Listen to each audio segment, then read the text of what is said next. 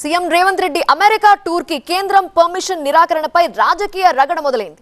కావాలనే పర్మిషన్ ఇవ్వలేదంటూ బీజేపీపై కాంగ్రెస్ విమర్శలు చేస్తోంది. సీఎం రేవంత్ ఫారెన్ టూర్ నిరాకరణని రాజకీయ కోణంలో చూడొద్దు అని తెలంగాణ బీజేపీ చీఫ్ రామచంద్రరావు అంటున్నారు. ఒక సీఎం ఫారెన్ టూర్ విషయంలో ఎన్నో విషయాలు పరిశీలిస్తారు. గతంలో కాంగ్రెస్ సీఎం తరుణ్ గొగోయ్కి యూపీఏనే అనుమతి ఇవ్వలేదని, యూపీఏ హయాంలో బీజేపీ సీఎం అర్జున్ ముండాకి కూడా అనుమతి ఇవ్వలేదని గుర్తు చేస్తున్నారు. నాడు గుజరాత్ సీఎంగా ఉన్న మోదీకి వీసా ఇవ్వొద్దని అమెరికా ప్రభుత్వానికి కాంగ్రెస్ ఎంపీలు లేఖ రాశారన్నారు రామచంద్రరావు. ముఖ్యమంత్రి గారు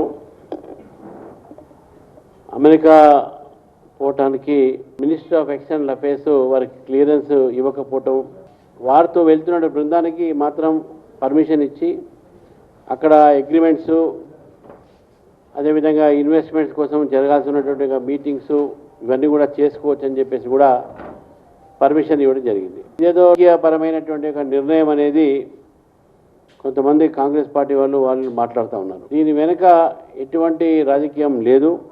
ఎవరైనా ముఖ్యమంత్రిగానే, రాష్ట్ర మంత్రిగానే, కేంద్ర మంత్రిగానే విదేశాలకు సంబంధించినటువంటి ఏదైనా ఇట్లా పోతే వారికి కంపల్సరీగా ఈ మ్యాండేటరీ క్లియరెన్స్ అనేది ఉంటుంది.